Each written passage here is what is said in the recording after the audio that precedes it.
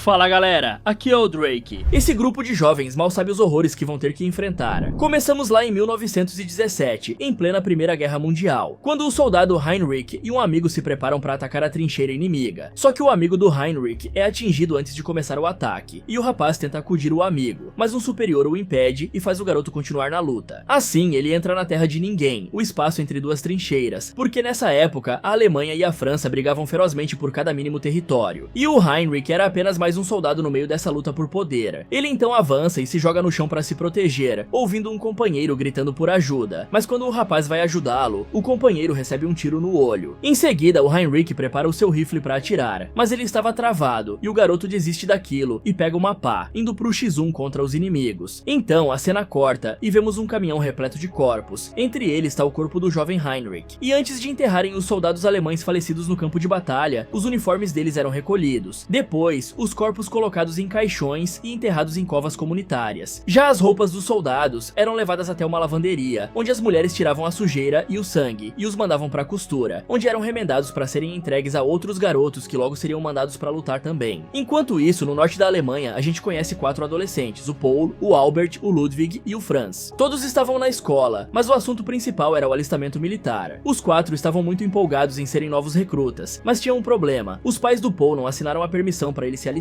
Os meninos até pensam em falsificar a assinatura deles, mas o Paul não acha aquilo uma boa ideia. Só que o jovem não queria ser o único rapaz deixado para trás, e resolve ele mesmo falsificar a assinatura dos pais. E os 4 ficam felizes de poderem ir juntos para a guerra, como eles tanto sonhavam naquele momento. E esses garotos estão muito empolgados com o conflito, mal sabem dos terrores que acontecem nos campos de batalha. Mas continuando, na escola, antes de irem embora, o diretor faz aquele discurso cheio de frases bonitas, motivando os alunos a se alistarem. E o mais curioso é que ninguém ali parecia com medo. Todos estavam sorrindo, animados, como se estivessem indo para uma aventura. Algo surreal para todos nós, já que eles nem faziam ideia do que realmente os esperava. Na real, o motivo deles não era patriotismo nem nada disso. A maioria só queria ser vista como corajosa, como alguém legal diante da sociedade, e não tinham a mínima noção de onde estavam se metendo. Depois, todos os meninos vão até uma sala onde recebem os uniformes, e o Paul ganha as roupas que eram do Heinrich, vendo o nome do morto grudado na blusa, e achando que aquilo tinha sido um engano. Por isso ele alerta o recrutador, mas o cara apenas mente, dizendo que a roupa devia ter ficado pequena em outro soldado. Assim ele o devolveu. Logo, os 4 amigos estão se vestindo e cantando, bastante animados, e embarcam com vários outros jovens rumo à guerra, sem imaginar que aquele sorriso inocente podia ser o seu último. Assim que chegam próximos da frente de batalha, no norte da França, um oficial grita para os rapazes sempre manterem o seu fuzil limpo, pois agora faziam parte do 78º Regimento da Infantaria de Reserva. E mais uma vez os meninos ficam bem animados. Logo eles chegam até uma construção e um médico faz o caminhão em que estavam parar. Ele manda todo mundo descer e requisita o veículo, porque ele seria usado para transportar soldados feridos até o hospital. Então o jeito é continuar a viagem a pé, caminhando quilômetros e quilômetros. No meio do trajeto, do nada, um bombardeio começa a chover sobre eles, e o comandante grita para todos colocarem as máscaras de gás imediatamente. Mas o Paul acaba se atrasando porque ele foi ajudar o Ludwig a colocar a sua máscara, pois o amigo estava tendo dificuldades por conta dos óculos. Por causa disso, ele foi punido e teria que ficar com a máscara sem poder tirar até chegarem à trincheira. Mais tarde, quando finalmente chegam, o Paul logo é recebido pelo oficial Kaczynski. Diferente dos outros superiores, o Kaczynski não tinha aquele jeito duro nem autoritário, distribuindo broncas e ofensas como é costume nos filmes assim. Pelo contrário, ele é um cara mais humano, que tratava os soldados com mais respeito e compreensão. Para vocês terem uma noção, enquanto o outro oficial faz os jovens tirarem a água da chuva das trincheiras até não sentirem mais as mãos devido ao frio, esse oficial ensinou aos rapazes formas de esquentar os dedos, como enfiar as mãos dentro das calças, por exemplo. Naquela noite, o clima parecia calmo, o inimigo nem tinha aparecido ainda, e o Paul e o Albert estão de guarda na resenha, quando começam a ouvir passos se aproximando. Em vez de ficarem tensos, os garotos ficam empolgados, achando que finalmente teriam a chance de finalizar alguns franceses, como se aquilo fosse só um Call of Duty da vida real. Mas a empolgação não durou muito, porque o Paul atira na direção do som e erra feio. Só que com isso ele acabou denunciando a sua posição, e o inimigo revidou imediatamente, com uma bala que quase tirou a vida do Paul. Só não foi fatal porque pegou de raspão no capacete. O choque deixou ele paralisado. Aí o comandante aparece e fala pros garotos para não ficarem no mesmo lugar após atirar. Eles deviam sempre se manter em movimento para dificultar essas coisas. Logo os meninos vão até uma outra posição, mas como se o susto não bastasse, sem demora começa um ataque inimigo de verdade. Aí o comandante ordena que todos corressem pros abrigos, e ali dentro ninguém podia se mexer nem fazer barulho. No local começa a bater a real nos moleques e o Ludwig fica desesperado, falando que queria voltar para casa. O oficial também explica que esse tipo de ataque era rotina. Toda noite os inimigos avançavam sorrateiros, atacando os soldados com a artilharia enquanto a infantaria infantaria começava a se aproximar dali cada vez mais, e como eles não tinham armas o suficiente para contra-atacar, o único jeito era se esconder e esperar passar. Enquanto isso, o desespero tomava conta. Um dos soldados não aguenta a pressão e começou a implorar para ir embora, dizendo que se arrependia de ter se alistado, mas não havia escapatória. De repente, a base deles é atingida em cheio. O bombardeio destruiu tudo e o caos tomou conta. Soldados corriam tentando se salvar, mas era impossível reagir com efetividade. No fim, a explosão acabou soterrando o Paul e praticamente todo o seu pelotão. No dia seguinte, o Paul ainda estava soterrado quando foi resgatado pelo Albert e os outros. Ele mal acreditava no que tinha acabado de passar e já sentia o peso da guerra batendo forte na mente. Aí ele levanta em meio a toda aquela destruição e caminha até o oficial, que tá comendo um pedaço de pão e divide com ele. Mas não havia tempo para pausa, e logo o comandante chegou e dá uma ordem dura: recolher todos os colares de identificação dos soldados mortos. Em cada um tinha o nome, a data de nascimento e o local onde nasceu, para que as famílias pudessem ser notificadas das perdas. No meio da tarefa, o Paul acaba pisando nos óculos do Ludwig e, desesperado, sai à procura do amigo. Foi aí que ele o encontrou, caído entre os corpos com uma das pernas arrancadas devido à explosão. A dor é enorme, mas ele não podia parar e engoliu o choro e seguiu recolhendo os colares, percebendo que aquilo era só o começo de um pesadelo que ainda estava longe de acabar. Um tempo se passa, e 18 meses depois, o Paul já tá mais acostumado com aquela rotina de guerra. Um dia, andando com o Kat, o apelido do Katiski, e é como eu vou chamar o cara a partir de agora. Aí eles avistam uma fazenda no meio do mato. Aí a fome falou mais alto, e eles ouvem um ganso e decidem entrar na casa pra roubar. O Kat logo pula o muro e entra na fazenda, enquanto o Paul fica de guarda. Depois de um momento de silêncio tenso, um tiro ecoou. O fazendeiro tinha flagrado o Kat tentando levar o ganso. Por sorte, os dois alemães conseguem escapar e voltar inteiros pra base. Mais tarde, eles dividem o ganso com os membros do seu esquadrão. E como dizem, barriga cheia traz felicidade, e parecia até que os caras estavam distante daquela coisa de guerra, pois eles riem e se divertem, pelo menos por um tempo. No dia seguinte, enquanto descascavam batatas, os rapazes notam 3 mulheres passando por perto, e como fazia muito tempo que não viam nenhuma, ficaram todos fazendo gracinha pra elas. Mas no fim, só o Franz tem coragem de se aproximar das moças e levá-las até em casa. Isso deixou Albert cheio de ciúmes, já que ele não teve a mesma ousadia. Em seguida, o rapaz puxa um papo sobre o que faria depois da guerra, falando que teriam as garotas de volta e passaria semanas sem usar uma calça. Mas o Kat responde que a guerra ainda não acabou, e isso é só ilusão, claramente irritado por conta do conflito não parecer ter fim. Ignorando ele, o Albert pergunta o que o Paul faria, e o cara diz que não conseguia pensar em nada. Aí o Jaydan fala que planejava se tornar um policial, mas o Kat novamente trata de cortar as asinhas dele, claramente de mau humor. Longe dali, na sede do alto comando alemão, um homem vai até o Erzberger falar que só na última semana eles perderam 40.000 soldados, e o chefe fala que estava ciente disso, e estava tentando abrir os olhos dos superiores pro fato da guerra estar perdida, de forma que já era pra ela estar encerrada. Naquela tarde, o Paul estava sentado num trono improvisado no meio das árvores, quando o Kat aparece e senta do lado dele pra descarregar um barro também, entregando uma carta ao rapaz pra ele ler. Essa carta é da esposa do oficial, e nela a mulher dizia o quanto sentia falta dele, e também sobre ter enviado muita comida pelo correio, sugerindo que o marido não divida aquilo com o seu esquadrão, pois não desejava mandar mais. Ela ainda pede pra ele enviar alguma grana, falando que essa guerra estava perto do fim e também como tinha ido visitar o túmulo do filho deles. E essa última parte mexe com o Kat. Ele então abre o coração e conta que se sentia um fracasso como pai, pois quando o filho ficou doente, ele nunca teve tempo pra estar do lado dele, sempre preso na guerra. E isso é o que mais doía, enquanto os generais estavam no conforto das posições mais altas e só davam ordens. Os soldados recebiam promessas falsas de que o sacrifício valeria a pena e seria bem pago. Só que na prática, o salário mal dava pra sobreviver. Porque isso infelizmente é a guerra, os governantes seguros em algum lugar repleto de mordomias enquanto os soldados sendo mortos em meio à lama. E o oficial não tava nem um pouco feliz com aquilo, mas aquela conversa fez o Paul aprender mais sobre os sacrifícios do líder. À noite, no acampamento, o Franz aparece todo animado depois de passar o dia com uma moça chamada Eloise. Ele conta pro Paul sobre o encontro com ela e mostra um lenço que tinha ganho de presente. Feliz, o cara ainda dá o lenço pro amigo cheirar e o Paul dá uma cafungada, e os dois então caem na risada naquele momento, pois era raro um segundo de leveza em meio àquele caos. Aí os outros membros do pelotão acordam e também pedem pra dar uma fungada no lenço perfumado, e isso não agrada muito o Franz, mas ele fica bolado de verdade é quando o Jaydan pega o lenço e se recusa a devolver fazendo gracinha. Porém logo o Franz consegue recuperar o presente e os rapazes vão dormir. No dia seguinte, o Paul, o Kat, o Albert, o Franz e o Jaydan recebem uma missão pesada: encontrar 60 soldados de uma companhia inteira que tinham desaparecido do nada perto de uma ferrovia abandonada. No caminho, eles passam por um soldado despedaçado, preso em uma árvore. É só mais um lembrete terrível dos horrores da guerra, e chegam até a ferrovia, onde o oficial percebe um cheiro estranho no ar. Era gás venenoso. Ele logo desconfiou que se houvesse sobreviventes, eles teriam procurado abrigo por perto. A tropa então se separa para vasculhar o lugar, e o Paul entra na estação destruída, enquanto o Albert encontra um pôster de uma mulher e resolve levá-lo junto, porque é mais fácil para ele chegar em mulheres que não respondem. Do lado de dentro, o Paul abre uma das portas para checar e congela com o que vê, pois ali estavam os 60 soldados, todos caídos no chão, já sem vida. Desesperado, ele grita pelos outros e o oficial vai até lá, e só de olhar entende o que tinha acontecido. Aqueles homens tinham inalado gás demais ao tirar as suas máscaras antes do tempo, e morreram lentamente dentro daquele lugar. Naquela noite, na base alemã, o clima é bastante tenso porque o general tá tomado pela fúria. Ele não aceita a decisão do governo de querer negociar a paz com a França, falando que aquilo é como vender o país, e para ele pedir paz era sinal de fraqueza. E mesmo com os seus tanques fora de ação e sem equipamentos de peso, ele foca todos os seus esforços em um ataque final, falando que não pararia de atacar até que finalmente as ordens fossem dadas. E decidido, ele ordena que mobilizem tudo o que tinha disponível e comecem os preparativos para o novo ataque. Enquanto isso, em um trem, o Erzberger está viajando a caminho de se encontrar com representantes da França, a fim de negociar um acordo de paz que interrompesse a matança, quando a locomotiva para e ele percebe que estava próximo do seu destino. Na mesma noite, longe dali, o Paul e os demais são acordados